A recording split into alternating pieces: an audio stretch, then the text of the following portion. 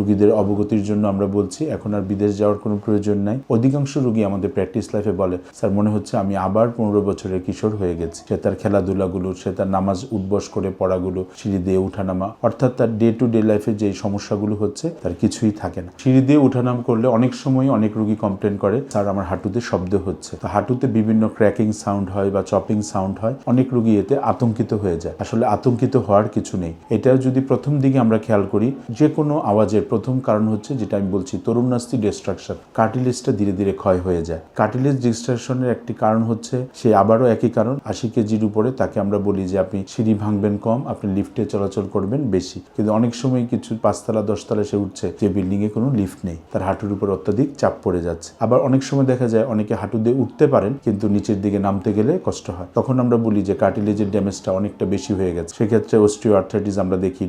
আরেকটা হচ্ছে হাঁটুর চারপাশে যে মাসেলগুলো থাকে, এই মাসেল বা পেশিগুলো যদি উইক হয়ে যায়, ফলে হাঁটুর হাড়টা যে জায়গায় থাকার কথা সেটা যদি প্রপার জায়গায় ধরে রাখতে না পারে, ধীরে ধীরে হাঁটুর শব্দ হতে থাকে, যে রোগীর আতঙ্কিত হয়ে যায়, শব্দ হয়। এছাড়া একটি কারণ আমরা ভিটামিন ডি এর ব্যাপারে মোটেও সচেতন না। এখন ভিটামিন ডি সাপ্লিমেন্ট পাওয়া যায় অনেক ফুড হ্যাবিটে, যেমন আমরা বলি আপনি ছোট মাছ খাবেন বা সবুজ শাকসবজি বেশি খাবেন, আমরা বলে থাকি আপনি হাড়ের মাংসগুলো বেশি খাবেন, আমরা বলি যে সকালে স্নিগ্ধ আলোয় আপনি রোদে বসবেন, আমরা বলে থাকি আপনি মিল্ক প্রোডাক্টস বা ডেইরি প্রোডাক্টসগুলো খাবেন, আমরা বলি টক দই জাতীয় খাবারগুলো খাবেন, আমরা বলি আপনি প্রতিদিন ফল খাওয়ার অভ্যাস করবেন, আমরা বলে থাকি যে আপনি বিচি জাতীয় খাবার, শিমের বিচি, কাঁঠালের বিচি, আপনি বিচি জাতীয় খাবারগুলো খাবেন। কিন্তু অনেকেই ডায়েটারি হ্যাবিটে এগুলো মেনটেন করেন না। সমতল জায়গায় আপনি 5000, 7000, 10,000 স্টেপ পর্যন্ত হাঁটেন, কিন্তু উঁচু নিচু জায়গায় হাঁটবেন না। রোগীরা দেখা যায় সমতলে হাঁটে কম, ফলে ধীরে ধীরে কার্টিলেজটা ড্যামেজ হয়ে যায়। একটা সময় শব্দটা এত বেশি হয় রোগীর কাছে এটা আতঙ্ক হয়ে যায়, তখনই আমরা এক্স-রে বা এমআরআই করে দেখি হাঁটুটা ডিস্ট্রাকশন হয়েছে।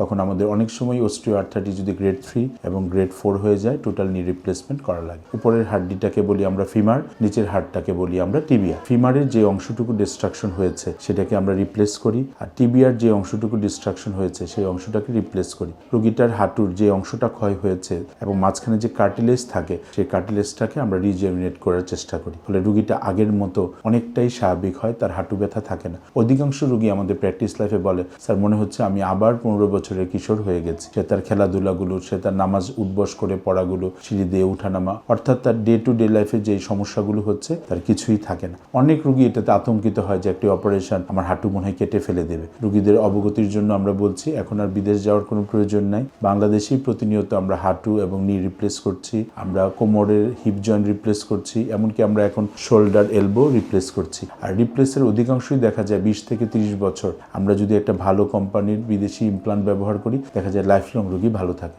অধিকাংশ রোগী আমাদের বরফের শেক বা নি ক্যাপ পরা আর কিছু মেডিসিন এবং এক্সারসাইজের মাধ্যমেই ভালো হয়ে যায়। ইনজেকশন এবং হাঁটু রিপ্লেসমেন্টের কোনো প্রয়োজন নেই। কিন্তু আমরা প্রাথমিক দশায় না এসে রোগটা অনেক বাড়িয়ে ফেলে এমন স্টেজে আসি যখন ডাক্তার সাহেবের ইনজেকশন দেওয়া ছাড়া অথবা হাঁটু থেকে পানি বের করা ছাড়া অথবা রিপ্লেসমেন্ট করা ছাড়া কোনো গতিই থাকে না।